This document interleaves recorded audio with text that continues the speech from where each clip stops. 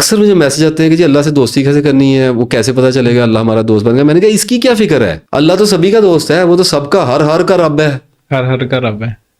اس کی آپ کو کیا پرواہ پڑ گئی, آپ کو کیا پریشانی پڑ, آپ بتائیں آپ اللہ کے دوست بن گئے ہیں کہ نہیں بن گئے. یک طرفہ محبت ہوتی ہے اللہ سے, شروع کر دیں بس. ایک آدمی ابھی یہ ویڈیو دیکھ رہا ہے کہ میں نے اللہ سے دوستی کرنی, ہو گئی دوستی, صحیح, چھوڑیں اس بات. اللہ سے کہاں سے لیٹر لینا ہے, آپ کریں, آپ شروع کریں, آپ اللہ کو بتائیں یا اللہ میں تیری دوستی کے مزاج میں آیا, آپ اپنا 100% میں تیرا دوست بنا. اور سر 100% نہیں 10% ہی دیتے ہیں. 100% کہاں نکلتا ہے ہم انسانوں سے, ہم 10% کی سوچتے ہیں تو 1% نکلتا ہے. 1% نکلتا ہے.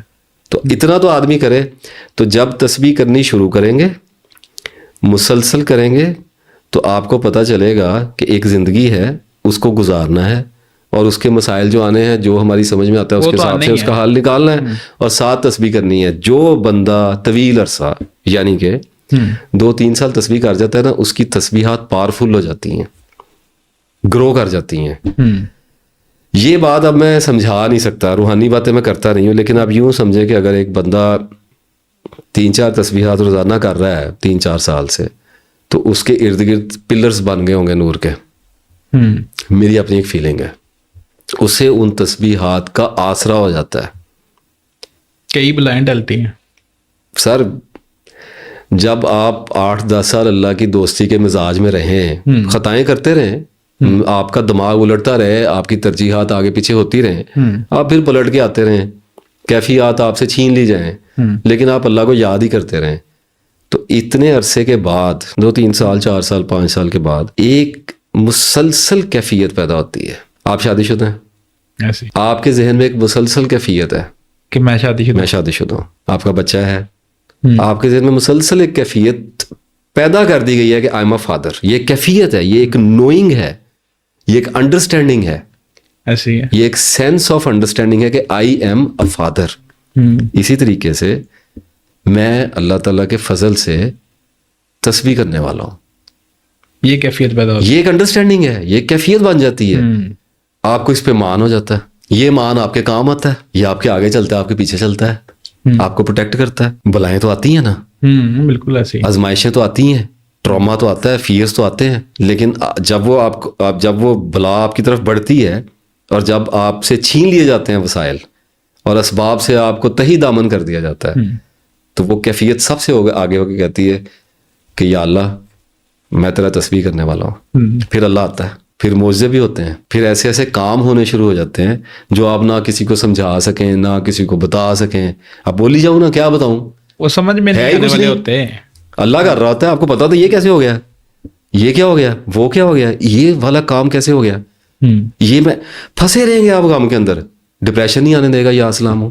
اگر میں اس کو کسی طریقے سے نکال سکوں اس بات کو, تو آپ یوں سمجھیے کہ کچھ عرصہ کم از کم 5-6 مہینے سال تسبیح کو دیں. اس کے بعد ایک وقت آپ پہ آئے گا جب آپ کو یہ فیل ہوگا, وہ روحانی باتیں نہیں ہیں, through events, through evidence, through your mind, through your eyes, through your perception, you will see کہ میں ایک حصار میں ہوں, عقلی دلیل سے میں ایک حصار میں ہوں. اور خوف, بغض, کینہ, اناد, دشمنیاں, رنج, بھوک, شیطان ڈراتا ہے نا ان چیزوں سے, یہ آپ کی طرف ان میں سے حادثات بڑھتے ہیں, اور یہ آپ کی طرف آتے ہیں, اور کوئی شے ہے جو ان کی بائٹ سے آپ کو بچاتی ہے. ڈر آپ کو لگے گا, ٹینشن آئے گی, ڈپریشن نہیں آئے گا, آپ کو بے بس نہیں ہونے دے گا اللہ تعالیٰ. اپنی غلطیوں سے ماریں کھائیں گے, کوتاہیوں سے ماریں کھائیں گے, اپنے مزاج سے ماریں کھائیں گے, آپ اپنی طبیعت سے مار کھا لیں گے, اپنے کرتوتوں سے مار کھا لیں گے, نکال لے گا اللہ, گرنے نہیں دے گا. آپ کی گیم نہیں اوور ہونے دے گا. سر تسبیح والا نہیں ہارتا بھائی جان, مار کھاتا ہے, ہارتا نہیں ہے. لوگ ہار جاتے ہیں, خودکشی ہار ہے, پاگل ہو جانا ہار ہے. ہم ڈیپ تھنکرز ہیں, ہم اپنی سوچوں میں ڈوب جاتے ہیں. ایک سوچ آئی اور دوسری سوچ میں لے گئی, اور تیسری سوچ میں لے گئی, ابھی پہلی ختم نہیں ہوئی تو دوسری شروع ہو گئی, 2 اکٹھی شروع ہو گئی تو پھر اس میں سے تیسری نکل آئی. ہم گم ہو جاتے ہیں سوچوں میں. اب ایک آدمی تسبیح کرنے والا ہے, ایک آدمی تسبیح نہیں کرنے والا ہے. اب جو تسبیح نہیں کرنے والا, وہ اللہ اس پر رحم کرے, وہ ڈوب گیا ہوا ہے, ڈوب گیا اپنی سوچوں میں ہی. اس کو نکالنے والی کوئی شے ہی نہیں ہے, اینکر ہی نہیں ہے کوئی, وہ کسی شے کو پکڑ کے نیچے گرا ہی نہیں ہے. وہ کیا تھی قرآن پاک کی آیات کے, اس آدمی کی مثال ایسی ہوتی ہے جیسے وہ جنگل میں کھو گیا ہو اور اس کے دوست اسے کہیں قریب سے ہی پکارتے ہوں, جیسے ابھی گم ہوا ہے, اور وہ چاروں طرف دیکھتا اور اسے سمجھ نہ آتا ہو آواز کی ڈائریکشن سمجھنا آتی ہو. تو لوگ آج کل کی زندگی میں اس قدر شدید دباؤ ہے کہ لوگ پاگل ہو رہے ہیں. ڈپریشن پاگل پور ہے جی.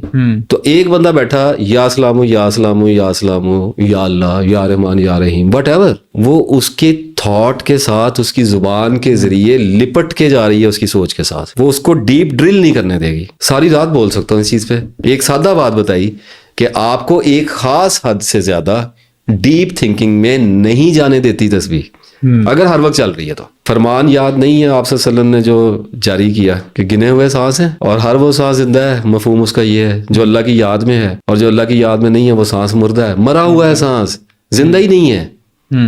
تو شروع میں جب آدمی کہتا ہے اتنا کیسے اللہ کو یاد کروں گا, وہ سر ایک تسبیح سے شروع کر لیں, 2 4 سے بڑھتی ہے, پھر چاکے کھول دے رہے نا سر. جب بندے کو سمجھ آ جائے نا, یہ وہ سیکرٹس ہیں جو ایکسپیرینشل پروسیس میں سے گزرے بغیر آپ کو سمجھ نہیں آ سکتا. تسبیح کرنے والے کا ٹائم نہیں ضائع ہو سکتا.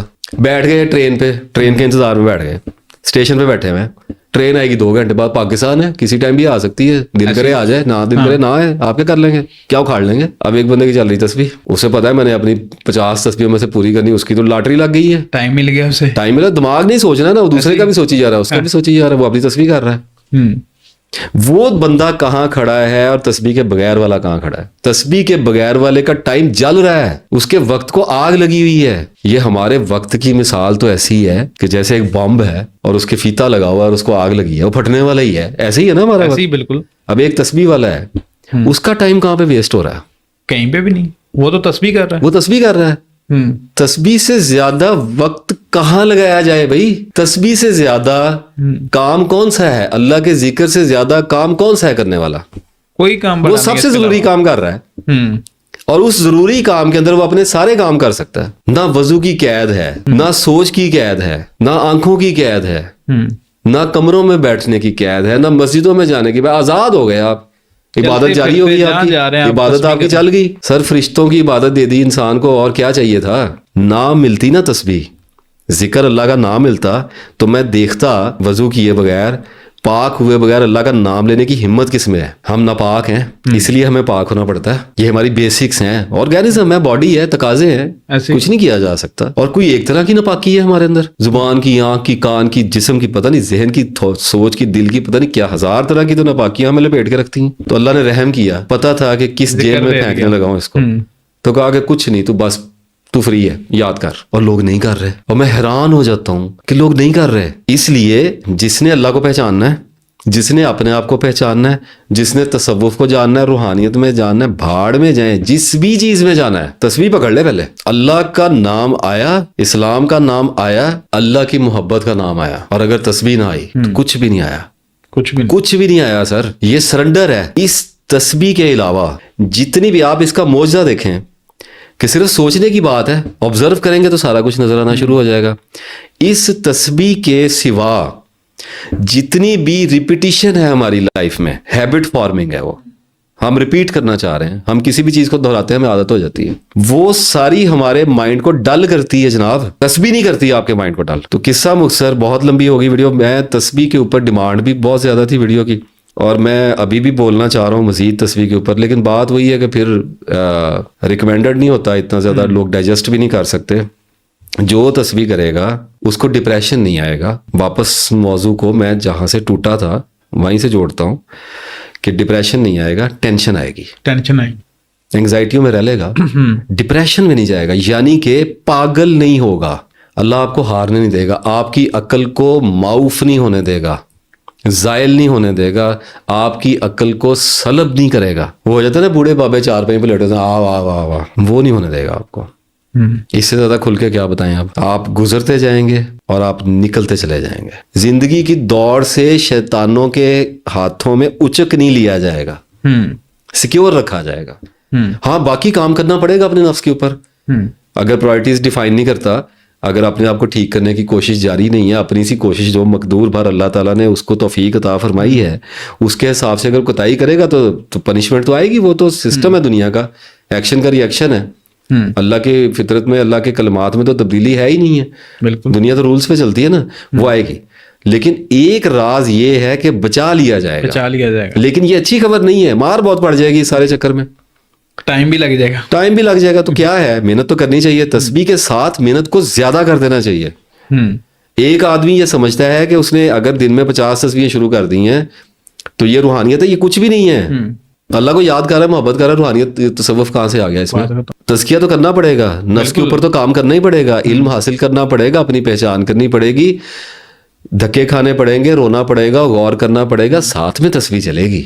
بالکل. پھر تسبیح جاتی ہے ضربیں کھاتی ہوئی, پھر وہ کچھ آتا ہے جس کے اوپر ہم بات نہیں کرتے.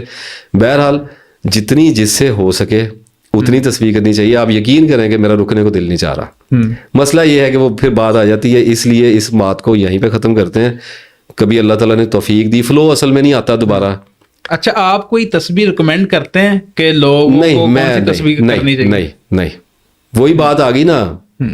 میرے استاد کے پاس تو علم الاسماء ہے, نیورولوجی بھی ہے, علم الاداد وغیرہ کافی کچھ ہے, جو بھی اظہار ہے وہ علم کے درجات ہیں. جب اللہ تعالیٰ نے فرمایا کہ تم میں سے ہر ایک کے اللہ کے ہاں درجات علم کے ساتھ ہیں, تو وہ میرے استاد ہیں. مجھے تو ایسا کوئی علم نہیں ہے کہ تسبیح کیسے دیتے ہیں, میں خود کرتا ہوں. جو مجھ سے پوچھتا ہے, جو میں کر رہا ہوتا ہوں, انہیں میں سے مجھے کوئی سمجھ آتی تو میں بتا دیتا ہوں. اور میری اللہ سے دعا بھی یہی ہوتی ہے کہ چونکہ میں کر رہا ہوں, اس کی برکت ساتھ چلی جائے اس بندے کو. تو اللہ تعالیٰ نے گمان تو جھوٹا نہیں اللہ کرے گا انشاءاللہ اپنے بارے میں. تو یہ میں بار بار کہہ رہا ہوں, استاد ملتا ہے اچھی بات ہے. ابھی ویڈیو میں کل کرواؤں گا آپ کو استاد کی پہچان کے حوالے سے, پہلے بھی ایک کی تھی. نہیں ملتا, رابطہ نہیں ہو رہا, مل نہیں رہا, سمجھ نہیں آ رہی, بھی جو اللہ کا کلام ہے اچھا لگتا ہے شروع کرنا ہے, اس میں کون سے حرج والی بات ہے. مطلب جو جس کو اچھی لگتی ہے تسبیح یا اللہ کا نام جو اچھا لگتا ہے وہ اسے کرے, تسبیح اپنا لے, اسے اپنا لے, اسے شروع کر دے. تو اللہ تعالیٰ برکت بھی عطا فرمائے گا, علم بھی عطا فرمائے گا, اور سمجھ بھی عطا فرمائے گا.